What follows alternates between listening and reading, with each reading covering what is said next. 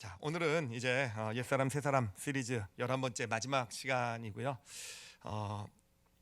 결론과도 같은 말씀이 될 것입니다. 좀 그동안 배웠던 걸 검토하면서 이제 마지막 결론, 가장 중요한 결론을 함께 나누는 그런 시간이 될 것입니다. 자, 우리가 먼저 좀 사실은 우리가 좀 이제 이런 옛사람 새사람에 대한 말씀 이뿐만 아니라 사실 성경의 모든 말씀, 설교의 말씀들, 성경 공부들의 목적은요, 결국은 변화에 있는 거죠, 그렇죠? 변화에 있는 것이고, 이제 변화라는 것은 우리에게 기준이 있죠, 그렇죠? 바로 예수님이란 분이 기준이 돼서 예수님을 닮아가는 어떤 그런 삶이 되는 것, 이게 이제 변화의 어떤 기준이 되지 않겠습니까? 자, 그런데 예수님을 닮아간다고 했을 때 예수님을 닮아간다라는 게 과연 어떤 의미일까라는 것이죠. 예수님을 닮아가는 것이 어떤 의미일까? 자, 예수님에 대해서 이건 신학적으로 얘기할 때 가장 중요한 교리가 뭐냐면은 예수님은 참 하나님이시고 참 인간이다라는 게 가장 예수님에 대한 아주 가장 중요한 어떤 교리라고 보시면 돼요. 그러니까 예수님으로부터 우리는 완전한 하나님의 모습도 보지만 예수님으로부터 우리는 또 뭘 발견하게 됩니까? 완전한 인간의 모습을 발견하게 된다라는 것이죠.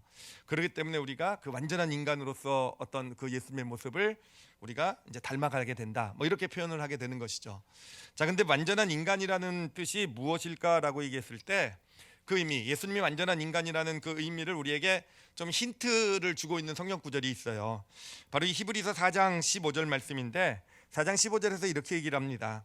우리에게 있는 대제사장은 예수님을 가리켜요. 우리의 연약함을 동정하지 못하리가 아니요 모든 일에 우리와 똑같이 시험을 받으시니로되, 그러니까 우리가 가지고 있는 어떤 그런 아픔들, 고통들 뭐 이런 것들을 다 겪으셨다라는 것이죠, 그렇죠? 그런 어떤 육신을 가진 존재로서의 어떤 가질 수밖에 없는 한계를 예수님도 가지고 계셨다라는 것이죠, 그렇죠? 하여튼 우리와 똑같은 어떤 시험도 다 받으셨는데, 그런데 우리와 차이점이 무엇이냐? 받으시니로되 뭐가 없다고요? 죄는 없으시다라는 것, 죄가 없다라는 것. 그러니까 그것이 어떤 우리와의 어떤 차이점이라는 거죠. 죄가 없다라는 것. 근데 여기서 말하는 죄가 없다라는 의미는 뭐냐면은 뭐 어떤 행동에 어떤 죄를 짓지 않았다라는 어떤 그런 의미라기보다는, 물론 짓지 않으셨겠죠. 가장 근본적으로 뭐냐면은 우리 안에는 바로 이 원죄로 인한 죄성으로 오염된 옛사람이 있지 않습니까?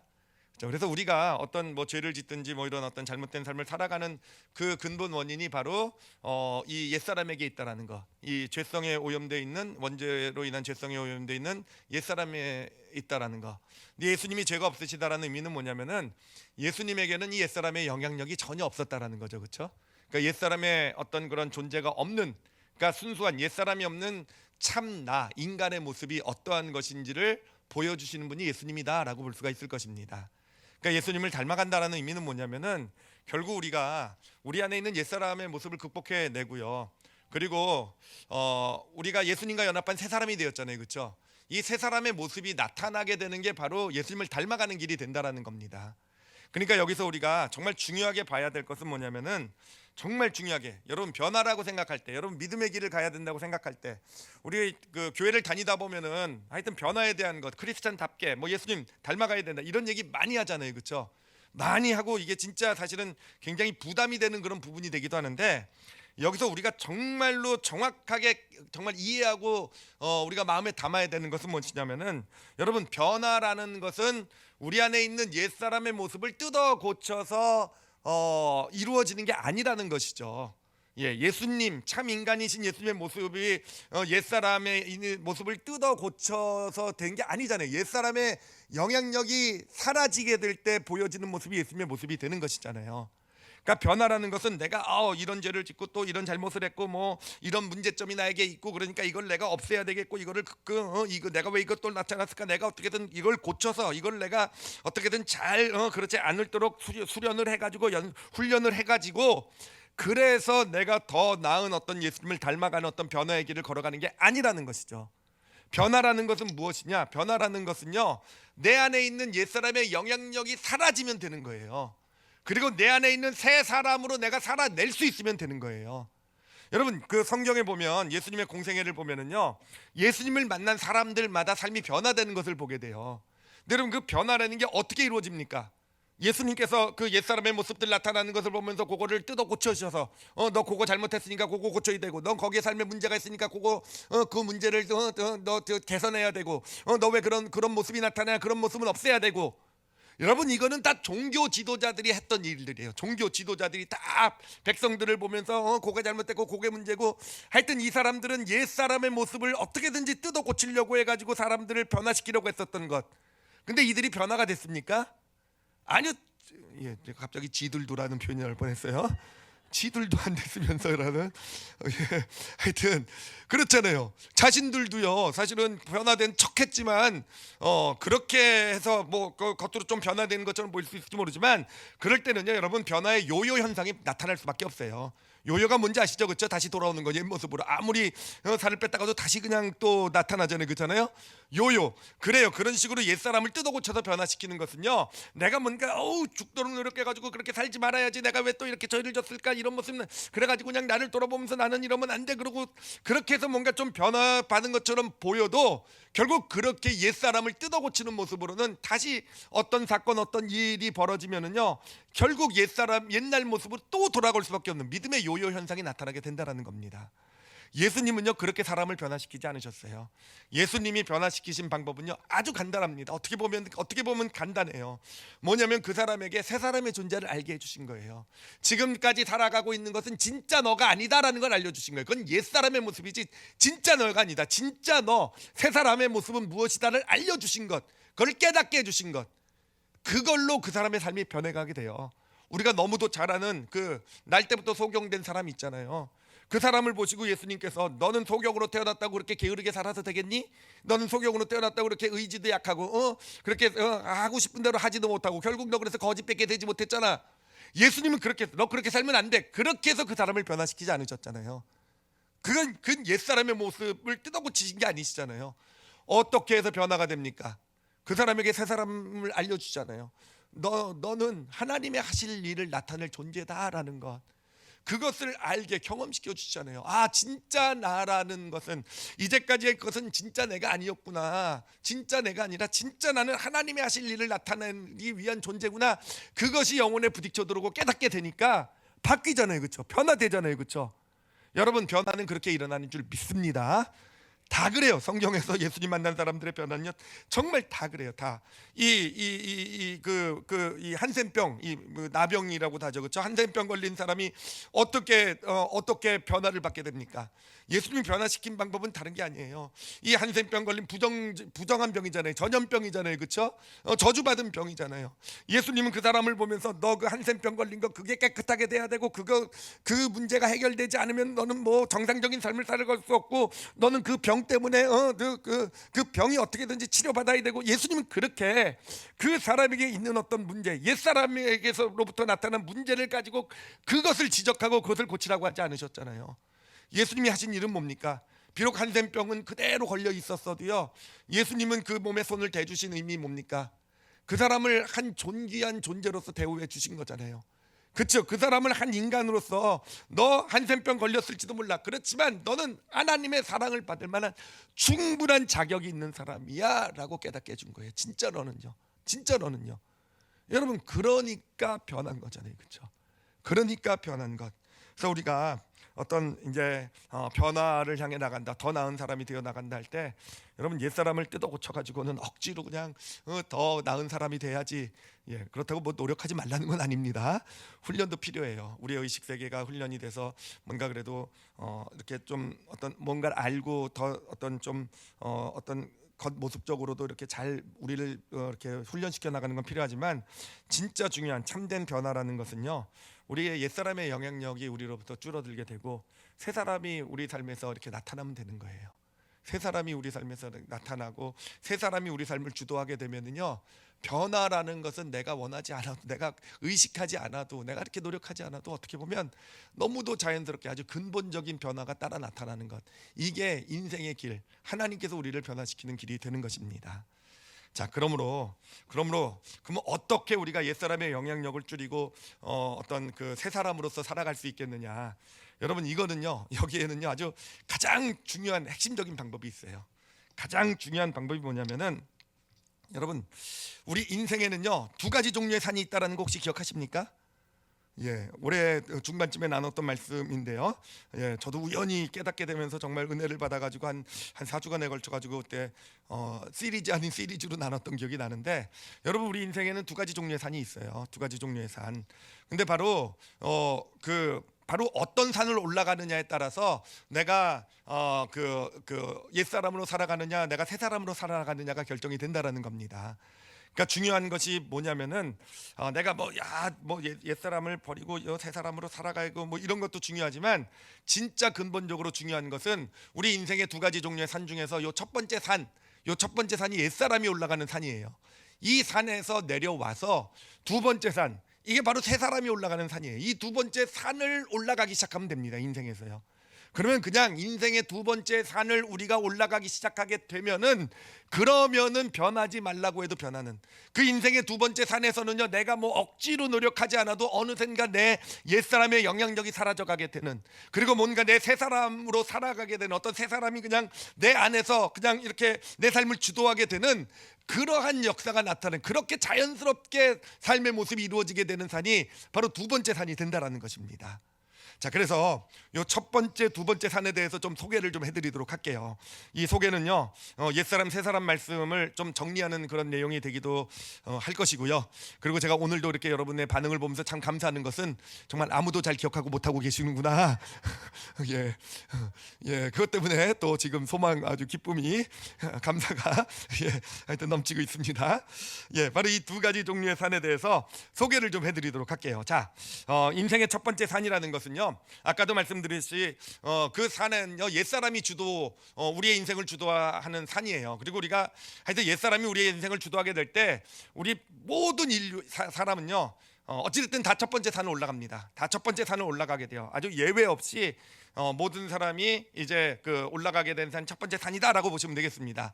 그 산을요 제가 아주 멋지게 그림으로 표현해봤어요. 그림이 너무 멋있어요. 일부에처럼 대충 그린 것 좀 보여주시지. 저건 제 실력이 아니고요. 하여튼 인생의 그 첫 번째 산이라는 것은요, 다른 걸 볼 필요 없이요, 그 산의 중심에 내가 자리 잡고 있다고 보시면 돼요. 나. 그러니까 이것은요, 이 모든 이 산을 올라가는 사람의 그 중심에는요 뭐가 있냐면은요, 다 모든 목적, 모든 초점, 모든 관심이 누구에게 집중돼 있다고요? 나에게 집중돼 있다라는 거예요.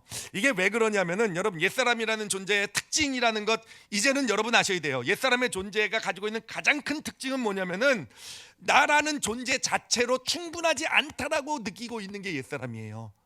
그러니까 나라는 존재 자체, 그냥 있는 모습, 나라는 그 존재 자체로는요 늘 부족하고, 나라는 존재 자체로는 아무것도 아닌 존재, 아무것도 아닌 나라는 존재 자체는 굉장히 부끄럽고 창피한, 어떤 나라는 존재 자체로 충분하지 못하게 생각하고 있는 것이 바로 옛사람이 가지고 있는 아주 근본적인 가장 큰 특징이라고 보시면 됩니다.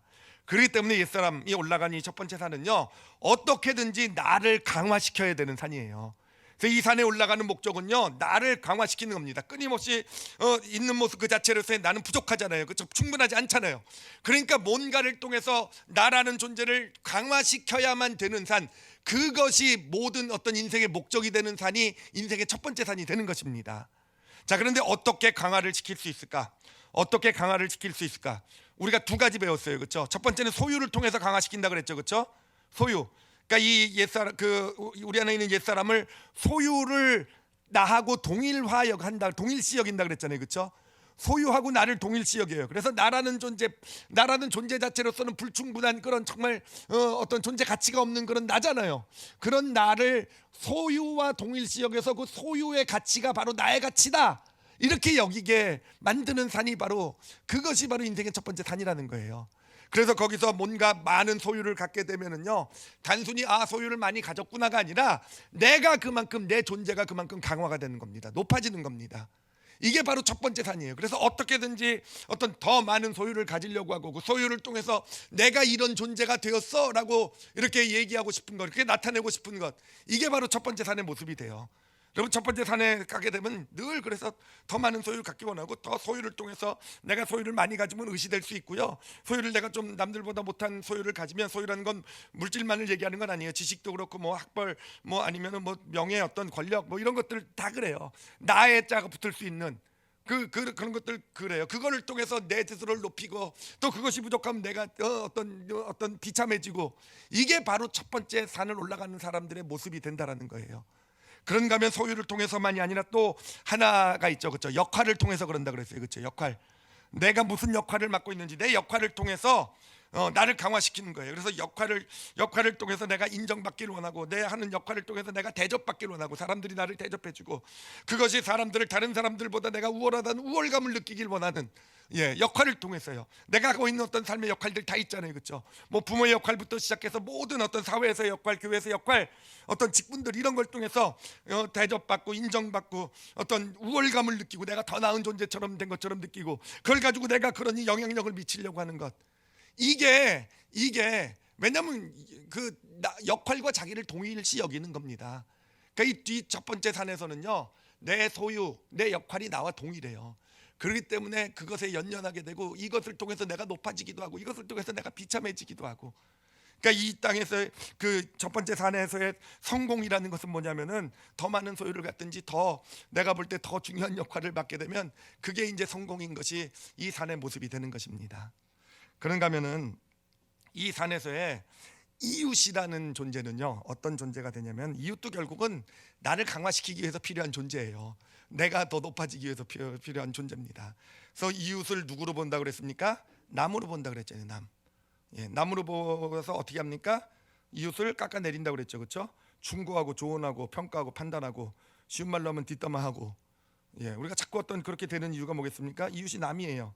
그 사람을 깎아내릴수록 나는 그만큼 높아지는 걸 느끼는 거죠, 그렇죠? 그런가 하면 이웃을요, 남에서 넘어가서 무엇으로 여긴다고요? 적으로까지 만들어요.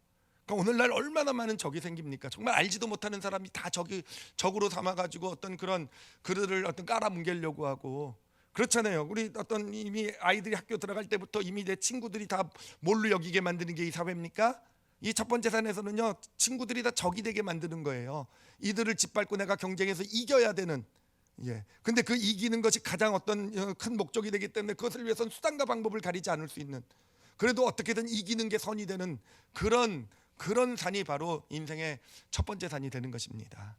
그래, 이런 인생의 첫 번째 산을 가다 보면요, 결국은 그러므로 내 주변에는요, 점점 남하고 적만 있게 돼요. 남하고 적만 있게 돼요. 남하고 적만 남게 되는 그런 인생이 되어져 가는 산, 이 산이 바로 인생의 첫 번째 산이다라고 보시면 되겠습니다. 이 인생의 첫 번째 산을 올라가는 사람들은요, 행복을 추구합니다. 행복이라는 것, 사실 뭐 보편적인 의미에서 행복이 아니라 어떤 의미에서 행복이냐면은 바로 내가 강화되는 데서 느끼는 행복이 있잖아요, 그렇죠? 뭔가 내가 더 많은 소유를 가지고, 내가 원하는 소유를 가지고, 내가 더 중요한 원하는 역할을 맡게 되고, 내가 남들보다 더 높아지고 남들을 이기고, 이런 데서 오는 어떤 이게 이 첫 번째 산에서 올라가는 사람들이 누리는 행복이에요. 행복이요. 그렇지만 우리가 능히 짐작할 수 있겠지만 이 행복은요, 오래 지속되는 행복이 아닙니다. 오래 지속될 수가 없는 거죠, 그렇죠? 오래 지속될 수가 없는, 지금은 내가 뭔가 남들보다 많은 걸 소유를 했고 내가 높은 위치에 올라가고 내가 경쟁에서 이겼으니까 지금은 잠시 거기서 오는 만족이 나를 채울지 모르겠지만, 여러분 곧 우리 옛사람이란 건 뭐라 그랬습니까? 결국 스스로 존재에 대해서 결코 만족하지 못하는 존재가 옛사람이에요. 스스로 존재는요, 아무리 소유를 많이 갖고 아무리 뭐 역할이 중요하고 아무리 내가 남을 이기고 그래도 이 옛사람에는요, 끊임없이 스스로는 부족한 어떤 그런 것. 그렇기 때문에 잠시는 행복한 것처럼 느낄 수 있을지 모르지만 좀 지나면요, 불안해지는 거죠, 그렇죠? 잃어버릴까 봐 불안하잖아요. 이런 조건들이 사라지면 행복도 사라질 것 같으니까.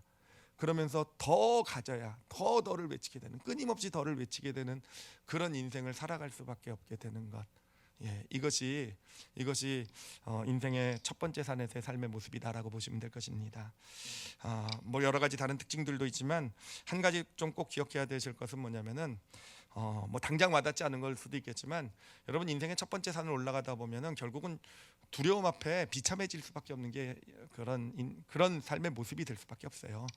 죽음이라는 것은 다 사라지는 거잖아요. 내가 나와 동일시 여겼던 내 소유, 내가 나와 동일시 여겼던 내 역할, 이런 것들이 다 아무 소용이 없어지는, 다 내려놓아야 되는 순간이잖아요. 그러니까 내가 소유가 나라고 생각하고 했고 역할이 나라고 내 존재의 의미라고 생각했는데 이런 게 다 사라지니 무엇도 같이 사라집니까? 나도 같이 사라지는 거잖아요. 그렇잖아요. 그러니까 두려울 수밖에 없어요. 이 죽음 앞에서 비참해지고 추해질 수밖에 없는 게 인생의 첫 번째 산을 올라가는 사람들의 모습이다라고 보시면 되겠습니다. 자, 그러면 인생의 두 번째 산은 어떤 산일까? 인생의 두 번째 산, 세 사람이 올라간 산이라고 했는데 이것도 멋있는 그림 좀 보여주세요. 아니 그거 말고요.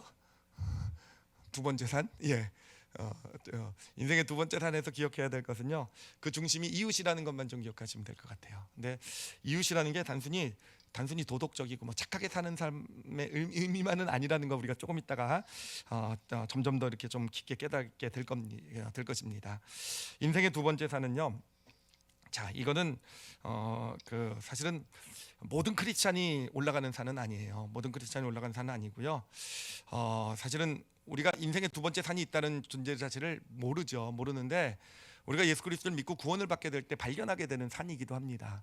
어디서 발견하면 예수님의 삶의 모습에서, 그렇죠? 완전한 인간이시라 그랬잖아요, 그렇죠? 참 인간이시라 그랬잖아요, 그렇죠? 예수님의 삶의 모습에서 이제까지 살아왔던 사람들과는 완전히 그 본질 자체가 다른 삶이라는 거 우리가 느끼잖아요, 그렇죠? 근데 그게 왜 본질부터 다른 산인가? 그 이유가 뭐냐면 아예 산 자체, 올라가는 산 자체가 다르기 때문에 그래요. 삶의 모습이 어떻게 이렇게 다를 수 있지? 예수님 뭔가 삶이 특별해. 와, 어떻게 예수님은 이렇게 살아갈 수가 있을까? 야, 어떻게 하여튼 뭔가 다르다라고 하는 그런 것이, 그 원인이, 이유가 어디에 있는가? 올라가는 산 자체가 다르다라는 거예요. 바로 예수님의 삶을 보면서 우리가 발견하게 되는 산. 인생에는 저런 인생도 있을 수 있구나. 바로 그 인생, 그 산이 바로 인생의 두 번째 산이다라고 보시면 될 거예요. 그 중심에는 이웃이 있다고 얘기했어요. 그런데 여러분, 이 두 번째 산을 우리가 크리스찬이 됐다고 다 올라가는 건 아니라고 그랬어요, 그렇죠? 사실은 예수님의 모습을 보면서 이제 감동도 되고 그래서 좀 올라가려고 마음을 먹다가도 결국은 첫 번째 산에서의 그 행복, 어떤 그런 그 옛사람의 영향력을 극복하지 못하고 여전히 첫 번째 산을 올라가고 있는 크리스찬들도 사실은 죄송한 얘기지만 정말 많은 것 같아요. 사실은 정말 많은 것 같아요. 이 크리스찬이 된 사람들 중에서 하여튼 일부가 올라가게 되는 산이 바로 이 두 번째 산이 되는 것 같아요. 물론 두 번째 산을 올라가는 유형은 좀 다릅니다. 그러니까 주로 일반 성도분들 같으신 분들은 이제 저 같은 경우에는요, 아예 첫 번째 산이라고 한다면 아예 저의 직업 같은 거 하던 일을 다 때려치고, 아예 두 번째 산, 이 목회자라는 어떤 이웃을 섬기는, 어떤 이웃을 이 중심이 되는 이런 선교사라든지 이런 분들도 계시지만, 일반적으로 성도분들은 똑같은 산을 올라가요. 똑같은 직장과 똑같은 어떤 뭐 삶의 모습, 겉모습을 가지고 있을지 모르지만 뭐가 바뀌면 이게 두 번째 산이 됩니까? 이 중심만 바뀌면 돼요. 그 삶의 어떤 중심이 나를 강화시키기 위해서 행복을 추구하는 산이었다가 그게 아니라 그 중심이 이웃이 되어져 가기 시작하게 되면 여러분이 올라가는 산이 두 번째 산이 되어져 가는 것입니다. 그래서 어떻게 보면 되게 바꾸기 쉬워요, 그렇죠? 중심만 바꾸면 두 번째 산을 올라가게 되는 거예요. 그런데 그게 쉬워 보이지만 사실은 그 산을 올라가는 사람들이 어떤 그 영혼 가운데 경험하는 그런 큰 은혜가 있어요. 그 은혜가 영혼 가운데 채워지게 되면은 우리는 두 번째 산을 올라갈 수 있게 됩니다. 언제 올라갈 수 있게 되냐면은, 여러분, 왜 첫 번째 산을 올라간다 그랬어요? 왜? 이게 첫 번째 산을 올라가는 옛사람, 그 옛사람 마음의 중심에 있는 생각이 뭐라 그랬어요?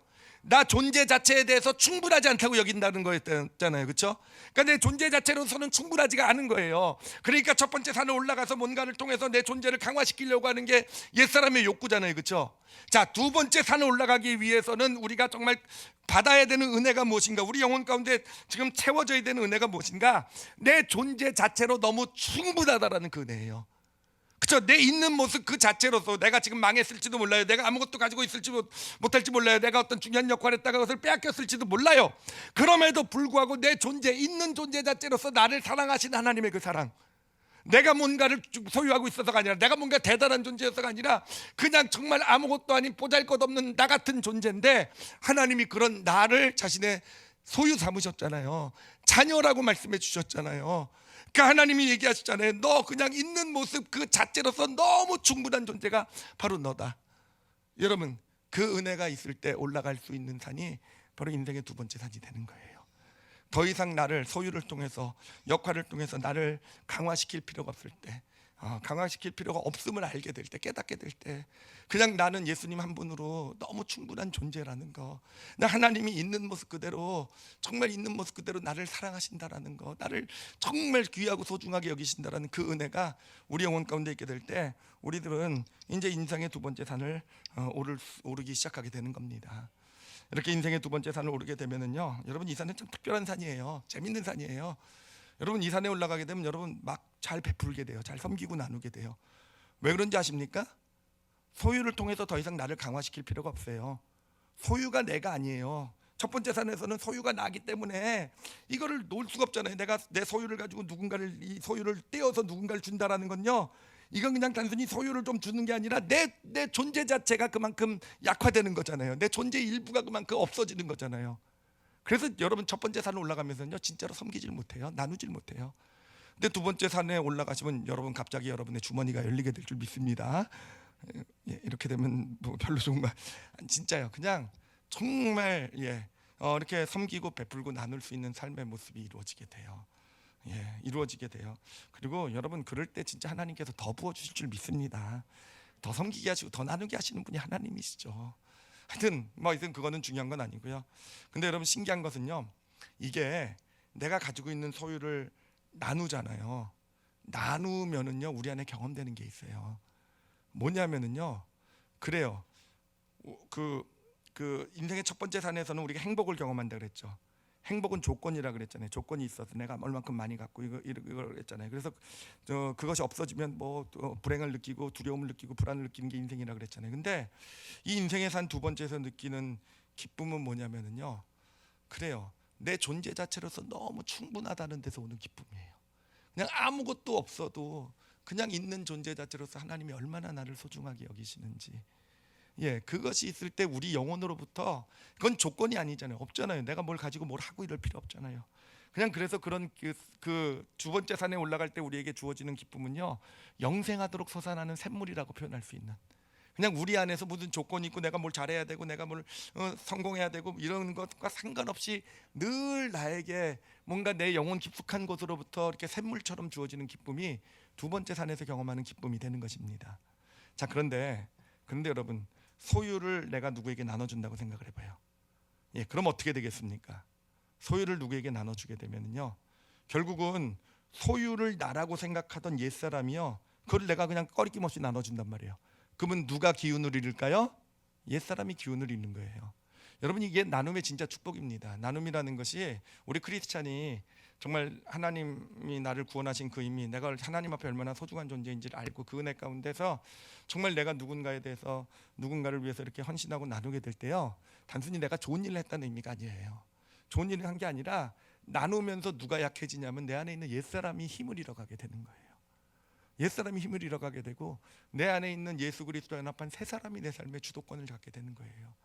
그러면서 이미 나에게 주어진 그 기쁨이 더 충만하게 나에게 흘러넘치게 되는 그런 인생이 되어져 가는 것, 그러면서 더 많이 베풀고 섬기는 삶을 살 수 있게 되어져 가는 것, 이게 바로 인생의 두 번째 산을 올라가게 될 때 우리에게 나타나는 모습이 되는 줄 믿습니다. 그리고 인생의 두 번째 산에서는요, 역할 연기를 할 필요가 없어요. 역할을 통해서 나를 강화할 필요 없잖아요. 내가 뭔가를 중요한 역할을 맡았다고, 내가 뭔가 높은 역할을 맡았다고, 그걸 통해서 인정받고 대접받아야 되고, 내가 그걸 가지고 내가 이만큼 잘난 존재야, 그걸 가지고 너는 그러니까 내 말을 들어야 돼, 이럴 필요가 없어지잖아요. 인생의 두 번째 산에서를 내가 살기 시작하면요, 그러면요, 역할 연기를 더 이상 그냥 안 하게 됩니다. 그리고 내 역할에 충실한 삶이 되어져 가게 돼요. 여러분, 이게 진짜 축복이 되는 게 뭐냐면은, 제가 일부 예배 때 생각난 예예요. 이런 예를 들어드렸어요. 우리 교회학교 교사분이 계시잖아요. 근데 이제 교사를 할 때도 역할 연기로 교사를 할 수도 있어요. 뭐냐면은, 내가 이렇게 교회도 다니는데 내가 그래도 이래봬도 그래도 이제는 헌신을 좀 해야지, 섬겨야지, 내가 아이들을 섬겨야지, 그러면서 이제 하여튼 내가 교사도 해, 뭐 이런, 우리 올리브교회는 그런 분이 한 분도 없는 줄 압니다. 내가 이래봬도 이렇게 봉사도 해, 교사도 해, 막 이게 마치 내 믿음을 나타내는 양, 이건 인생의 첫 번째 산, 옛사람의 모습이에요. 그렇게 하면은요, 사실은 그 교사를 통해서 아이들로부터 존중받기 원하고 인정받고 내가 대접받고, 내가 우월감, 교사로서의 우월감도 느끼고, 막 내가 교사인데 내 말 들어야 되고, 이런 모습이 나에게서 나타나게 됩니다. 근데 문제는 뭐냐면은, 내가 역할 연기라면요, 아이들도 다 역할 연기를 해요. 예, 아이들도 그런 교사 앞에서는요 다 모범 착한 신앙인, 교회에서 착한 아이 그런 모습으로 이렇게 그 앞에 서게 될지는 몰라요.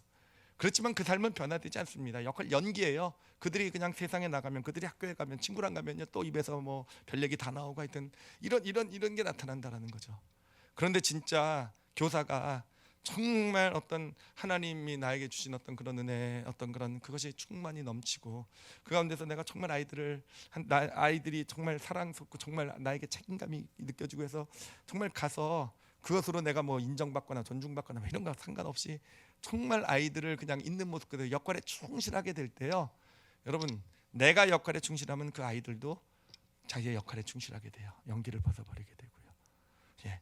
그렇게 되면서 그 아이들이 변해가게 되는 겁니다. 이건 제가 정말 자신 있게 말씀드릴 수 있어요. 20년이 넘게 지금 30년 가까이 사역을 해왔기 때문에 진짜 변화라는 거는 진짜 어떤 한 사람이 자신의 역할을 연기를 벗어버리고 역할 정말 그렇게 감당을 할 때, 역할에 충실할 때, 예, 정말 이 사람도 상대방도 역할 연기를 벗어버리고 그 안에서 진짜 역할에 충실한 변화의 모습이 나타나게 된다라는 거. 여러분, 그래서 우리가 인생의 두 번째 산을 올라가게 되면은요, 진짜 어떤 축복이 이루어지게 되냐면은 제 삶의 주변에요 역할 연기를 하는 사람들이 사라지게 돼요. 어느샌가 내 주변에요 역할에 충실한 사람들로 채워지게 됩니다. 예, 이거를 제가 사울과 다윗의 예를 들어서 설명하면서 진짜 은혜를 많이 받았어요. 사울은 정말 왕이라는 걸 통해서 인정받고 대접받고 싶었고 우월감을 느끼고 막 영향력을 미치고 싶어왔기 때문에 결국은 그 주변에요 정말 소위 말하는 간신들만 남았잖아요. 간신들.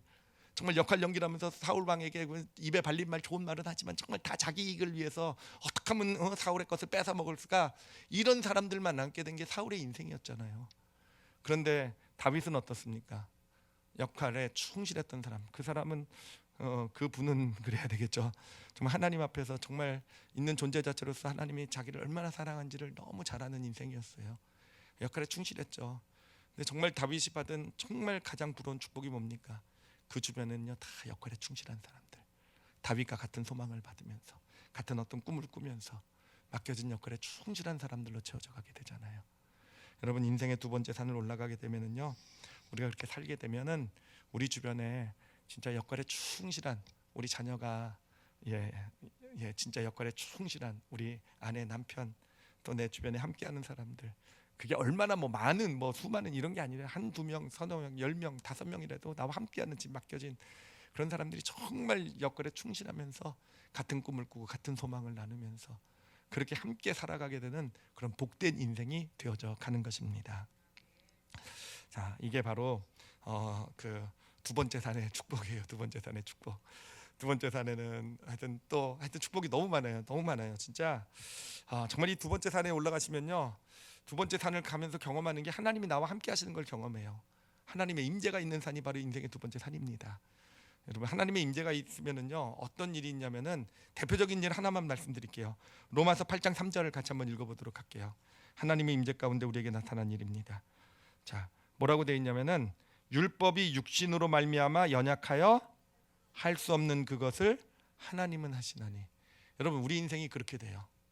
예, 육신으로라는 게 뭐냐면 옛사람을 얘기하는 거예요. 옛사람이 못한다라는 거죠. 우리가 정말 어떻게 살아야 될지, 올바른 삶이 무엇인지 정말 가치 있고 나도 그런 좋은 사람 되고 싶고 나도 그런 인생을 살고 싶은데, 그래요, 인생의 첫 번째 산을 올라가게 되면요, 그래요, 우리의 옛사람으로 인해서 그렇게 살아가지 못하게 된다는 거죠.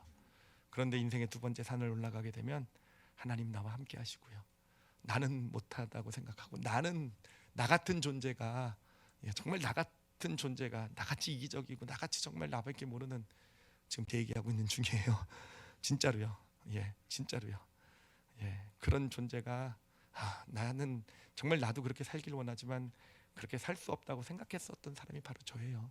아직도 갈 길이 늘 멀다고 먼 건 알고 있지만 그래도 지금 정말 이 30년 전에 제가 저를 봤을 때는, 20년 전에 봤을 때는 도저히 할 수 없는, 하고 싶었어도 살할 수 없는 그런 삶의 모습이 저에게서 조금씩 나타나고 있다고 한다면 그는 뭐겠습니까? 내가 지금 인생의 두 번째 산을 제가 오르고 있기 때문에 하나님의 임재가 있어서 육신은 연약하여 할 수 없는 것을 하나님이 나하여금 할 수 있는 그렇게 섬기고 사랑하고 나누고 이런 삶을 살아갈 수 있는 그런 능력이 우리에게 주어지게 되는 것입니다.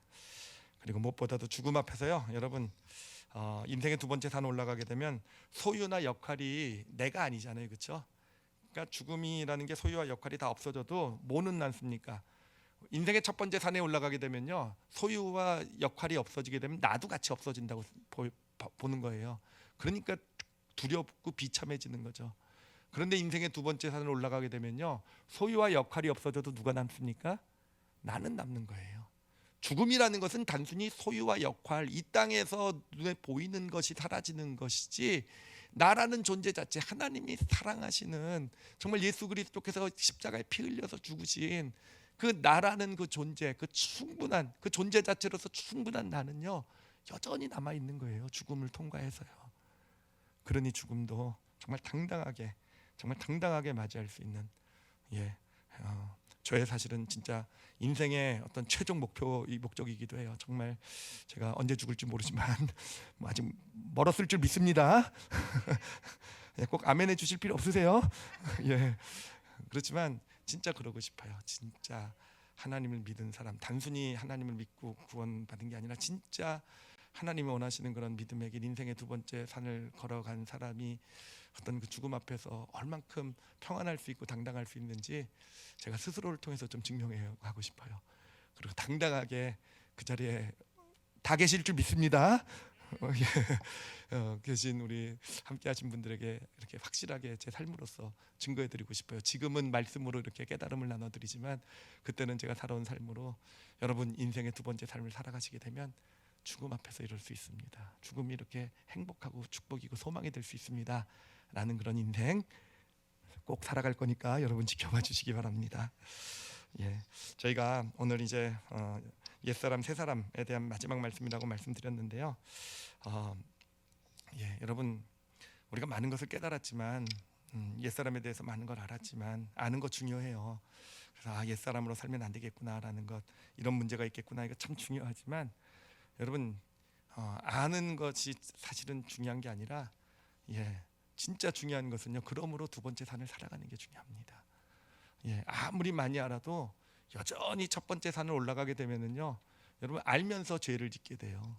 알면서 어떤 게 옳은 삶이라는 거 알고, 어떤 게 가치 있는 삶이고, 어떤 게 크리스찬으로서 정말 어떤 게 우리가 살아가야 되는 건 점점 많이 배우잖아요. 그 믿음 생활하면서 많이 깨닫게 되잖아요.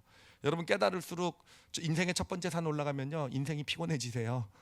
인생이 힘들어지세요. 그렇잖아요. 그렇게 살 수는 없는데 알아는 가니까 마음속에 죄책감은 더 큰 겁니다. 그러면 인생의 첫 번째 산에서 그냥 나만을 위해서 나를 강화시키려고 그것만을 바라보면서 살아가는 사람이랑 경쟁할 수가 없어요.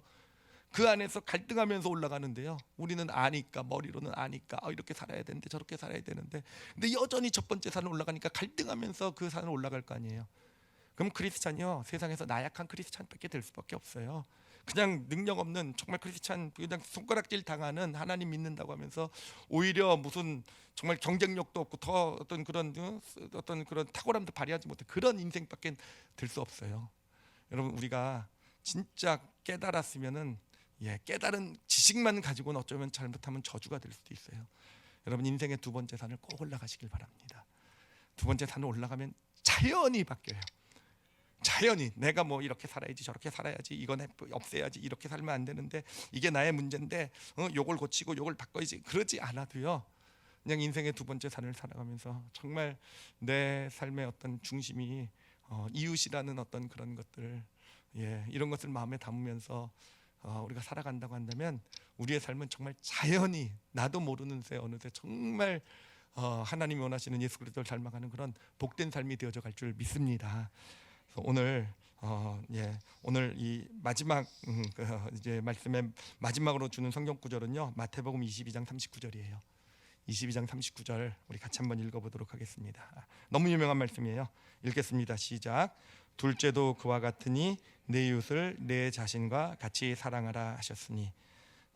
가장 큰 계명, 하나님의 말씀을 전체 다 이렇게 합쳐서 그것을 진액으로 만들어서 더 뽑으라고 하면 뭡니까? 라고 얘기했을 때 하나님을 사랑하고 이웃을 사랑하라 그랬어요. 그런데 또 성경 다른 곳에서는 그렇게 얘기해요. 하나님을 사랑하는 것이 이웃을 사랑하는 것. 다시 말하면 이웃을 사랑하는 것이 하나님의 사랑하는 거라고 말씀하고 계세요.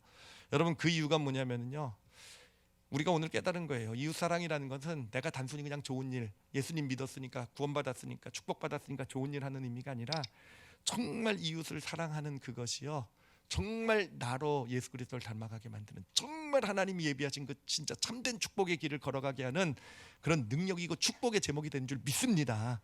그래서 그 자체가 우리에게 하나님이 이거를 이 이웃 사랑하는, 이게 성경의 다다, 이게 성경의 다다라고 얘기한 이유, 성경이라는 게 우리를 변화시키기 위한 거잖아요. 바로 이웃 사랑 안에 모든 게 다 들어있기 때문에 정말 우리가 정말 이웃을 조금씩이라도 지금보다 더 사랑하는 어떤 그런 모습이 나타난다고 한다면 어느새 내 옛사람이 극복되고 새 사람으로서 정말 기쁨이 넘치는 그런 삶을 살아가게 되어져 갈 줄 믿습니다. 근데 제가 한 가지 적용 제목만 드릴게요. 이웃을 사랑해라, 베풀고 나눠라, 두 번째 산을 올라가라라고 말씀을 드리는데 어떻게 그럴 수 있을까라는 거 한 가지, 이건 우리 2022년도 우리 교회 표어기도 합니다. 우리 교회 표어기고요. 우리 성도들 마음에 담고 이 한 단어만 마음에 담고 살아가시길 바랍니다. 그 단어는 뭐냐면 바로 함께라는 단어예요. 함께. 여러분 이웃을 섬기고 나누고 사랑하고 인생의 두 번째 산을 올라가는 것은요, 그 본질, 그 시작은 함께에 있습니다. 함께. 예수님께서 2000년 전에 이 땅에 오신 이유가 뭡니까? 우리와 함께 하시기 위해서예요. 그렇죠? 예수님이 하늘로 가시면서 우리에게 성령님을 보내주신 이유가 뭐라고 얘기하고 있습니까? 너를 떠나지 않고 영원 떠나지 않고 끝까지 너와 결코 떠나지 않을 것이고 함께하기 위해서라 그랬어요. 여러분 함께해요. 함께. 우리가 지난 추수감사절 때 김희아 집사님의 간증을 들으면서 정말 은혜를 받은 거 있잖아요. 그분이 자신의 삶을 경험을 통해서 진짜 사랑이 뭔 줄 아느냐라고 얘기한 게 뭡니까? 가서 희아야 맛있는 밥 사 먹어가 아니라 나랑 밥 한 끼 같이 먹을래? 함께 할래? 병원에 잘 다녀서 치료 잘 받아 좋은 의사 만나가 아니라 내가 병원에 함께 가줄까? 여러분 그 함께로부터 모든 이웃사랑, 우리의 인생의 두 번째 산은 시작되는 줄 믿습니다. 여러분 삶에서, 가정에서도 그렇고요, 여러분 어떤 삶의 터전들, 직장, 신앙생활에서도 그렇고요. 그래요, 내가 뭔가를 해주는 게 사랑이 아니에요. 해주는 것은요, 무엇부터 먼저 시작이 되어야 진짜 사랑이 됩니까? 함께함으로부터. 우리 부모들이 자녀에게 내가 이만큼 해주고 내가 이만큼 주고 내가 이만큼 너에게, 여러분 그거는요 진짜 왜곡된 어떤 자녀를 망치는 사랑이 될 수도 있어요. 그런데 그것이 진짜 사랑이 되기 위해서는요, 뭐가 돼야 됩니까? 내가 함께 해줄 수 있는 거예요. 진짜 마음으로부터. 함께라는 것은 마음의 위치가 같아야 돼요. 높이가, 마음의 높이가 같은 곳에서 함께 해줄 수 있게 될 때, 그래요, 우리가 사회 직장 생활에 치열하게 인생의 첫 번째 산을 올라가는 많은 사람들이 있잖아요. 그들에게 우리가 사랑을 보여주고 싶잖아요. 그렇죠? 하나님의 사랑을 뭐부터 시작됩니까? 작은 거예요. 뭐 양보하고 뭐 내가 져주고 뭐 이런 걸 떠나서 함께 해줄 수 있는 거, 함께 해주는 거로부터 우리가 시작이 되어져 갈 때, 우리가 성도들이 함께 있을 때 어떤 나에게 맡겨진 영혼들, 내가 구역장이다 뭐다 어떤 역할을 감당했을 때 정말 그 감당하는 건요, 내가 뭐 성경 지식을 가르쳐주고 뭐 어떤 이런 것이 아니라 모범을 보여주고 아니라 함께 해줄 수 있는 거, 함께 해줄 수 있게 될 때 거기서부터 진짜 우리의 인생의 두 번째 산은 시작되게 될 것이고요. 그 두 번째 산의 기쁨이 나에게 오게 되고 나를 통해서 정말 이웃을 세워나가는 하나님의 축복을 경험하게 될 것이고, 그 가운데 어느샌가 내가 예수 그리스도를 닮아가는 새 사람으로 살아가는 그런 축복이 우리 가운데 경험되게 될 줄 믿습니다. 그래서 여러분 인생의 두 번째 산 뭐로부터 시작이 된다고요? 함께. 함께라는 이 단어 영혼에 담으시고 우리 2022년도는 정말 그 함께라는 그런 이 단어의 축복을 마음껏 누리시는 여러분이 되시고 저가 되고 우리 올리브 교회가 되기를 예수님의 이름으로 축원합니다. 기도하시겠습니다. 이 시간 기도하실 때요, 여러분 함께라는 의미를 좀 이 시간 마음에 좀 담아봤으면 좋겠어요. 함께라는 의미, 여러분 진짜 자신의 삶을 한번 돌아보세요. 우리는 그냥 쉽게 생각하면요, 나에게 무엇을 해준 사람이 참 고맙고 나에게 뭔가 내가 원하는 걸 주고 막 이런 거를 뭐 감사하다 기쁘다라고 생각해야 할지 모르겠지만, 여러분 정말 우리의 삶을 변화시킨 그 누군가를 생각해 보세요. 정말 나에게 위로가 되고 힘이 되었던 사람이요, 누굽니까? 함께 해준 사람이잖아요. 그렇죠? 함께, 그것도 가장 힘들고 어려웠던 시간에 내가 혼자가 아니라 함께라는 것. 그래요, 함께 해준다라는 것은요, 내 가치를 인정해 주는 거더라고요. 예수님은요, 문둥병자도 그렇고요, 그 한센병자죠, 그리고 또 장님도 그렇고요. 그 사람들 함께 해주셨잖아요. 그리고 예수님이 함께 해주신 데서 그들은요 자신이 얼마나 소중한 존재인지를 깨달았잖아요. 예수님 무슨 능력을 베풀어 주셔서가 아니라, 예수님 무슨 놀라운 역사를 일으켜 주셔서가 아니라 그냥 함께 해주셔서 너 그런 사람이야 라는 걸 알려주신 거잖아요. 내가 충분히 너와 함께 할 수 있는 그런 존재야 라는 거. 내가 내 시간을 들여서, 내 삶을 들여서 너와 함께 해. 너는 그런 가치가 있는 존재야. 그게 예수님의 사랑이었잖아요. 그렇죠? 그래, 함께라는 거예요. 함께라는 거. 이 시간 우리 잠시 기도하실 때요, 이제까지 우리 삶에 함께해 주신 하나님의 은혜에 좀 감사했으면 좋겠어요. 나는 잘 기억하고 느끼고 있지 못했을지 모르지만 함께해 주신 하나님, 그러게 지금도 이 자리에 함께해 주고 계신 하나님이십니다. 감사하시고요. 2022년도도 하나님의 임재 가운데 살겠습니다.